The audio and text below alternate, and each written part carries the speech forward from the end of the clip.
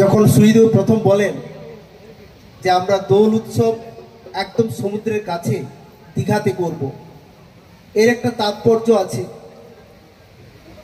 জগন্নাথ ধাম হচ্ছে আর ঠিক কয়েকদিন পরে তার শুভ উদ্বোধন হতে চলছে।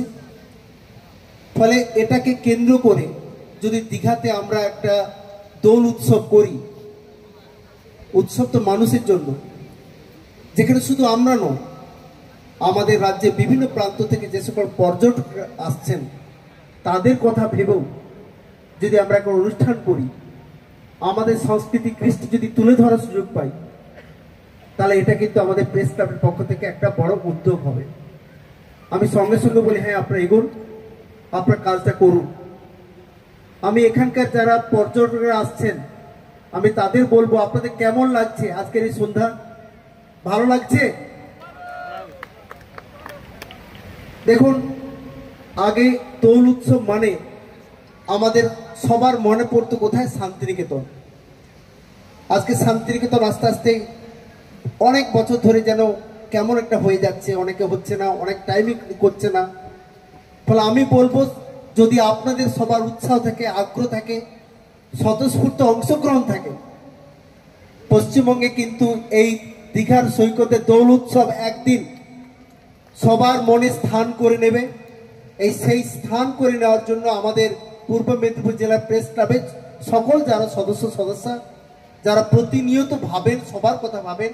আপনারা শুধু প্রেস ক্লাবের মেম্বার মানে শুধু কিন্তু সাংবাদিক নন। আমি দেখেছি আপনারা যেমন খবর সংগ্রহ করেন, খবর তুলে ধরেন, আমাদের সমালোচনা করেন, আমাদেরকে দেখিয়ে দেন কোথায় কোথায় ভুল হচ্ছে, কোথায় করা দরকার।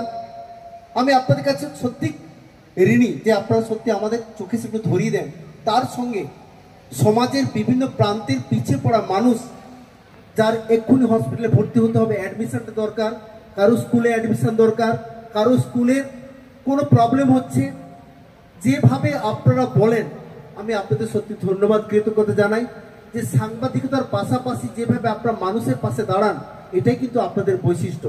ফলে আপনাদের যে পথ চলা শুরু হয়েছে, এই পথ চলতে থাকবেন এবং আপনারা অনেক দূর পর্যন্ত আপনারা পৌঁছাবেন। আপনারা এইভাবে মানুষের জন্য কাজ করে যান, আমরা তো আপনাদের সাথী আছি। আর এই প্রেস ক্লাব মাননীয় মুখ্যমন্ত্রী ঠিক 2022 সালে এপ্রিল মাসে এটা কিন্তু উদ্বোধন করেছিলেন। উনি প্রায় 2 ঘন্টা সময় দিয়েছিলেন এবং ওনার আশীর্বাদ নিয়ে, ওনার সাহায্য সমর্থন নিয়ে কিন্তু আজকে আমরা এই পূর্ব মেদিনীপুরের প্রেস ক্লাব তারা এগিয়ে চলেছে এবং আজকের এই সুন্দর একটা অনুষ্ঠান তারা উপহার দিচ্ছে। আজকে হোলির দিন, রঙের দিন। এই দোল উৎসব মানে মানুষের মনের উৎসব।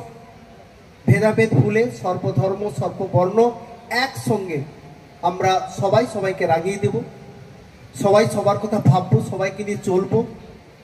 শুধু আমারটা না, আমাদের কথা ভাবতে হবে, আমাদের কথাটা বলতে হবে, উচ্চারিত হতে হবে। এইটুকু আপনাদের বলবো। সবাই খুব ভালো থাকুন। আর কথা নয়, আপনাদের গান হোক, সাংস্কৃতিক অনুষ্ঠান হোক, সবাই যারা ট্যুরিস্ট এসছেন, আমি তো আপনাদের বলবো যারা ট্যুরিস্ট এসছেন তারা কিন্তু অনেক কৃতিত্বের সঙ্গে তারা অনেক সাংস্কৃতিক এই ধরনের কাজ করেন। যদি কোনো ট্যুরিস্টকে কেউ যদি চান স্বতঃস্ফূর্ত হবে, আপনারা প্লিজ মঞ্চে ডেকে নিন, তাকেও পারফর্ম করার সুযোগ দিন। আমরা তাদের গান শুনি, তাদের কথা শুনি, শুধু আমাদের কথা নয়, ওনাদের কথা শুনতে চাই। আর ট্যুরিস্টদের বলবো, আপনারা আসুন, দীঘা আপনার জায়গা, এটা আপনার বাড়ি, বারে বারে আপনারা আসুন। আমরা চেষ্টা করছি দীঘাকে সাজানোর জন্য, শুধু আপনাদের চাই। আপনারা যদি থাকেন, উৎসাহিত করেন, আমাদের আরও ইচ্ছা করবে দীঘাকে ঘিরে আরও কাজ করার। জগন্নাথ মন্দিরের উদ্বোধন আপনারা জানেন, মাননীয় মুখ্যমন্ত্রী ঘোষণা করেছেন। 29 তারিখ এখানে পুজো হবে, যজ্ঞ হবে, 30 তারিখে শুভ উদ্বোধন হবে। আপনারা সবাই আসুন, সবাই প্রভু দর্শন নিন, সবাই ভালো থাকুন। প্রভুর কাছে আমরা আশীর্বাদ চাইব, ভগবানের কাছে সবাই যেন তিনি সবাইকে সুস্থ রাখেন, ভালো রাখেন।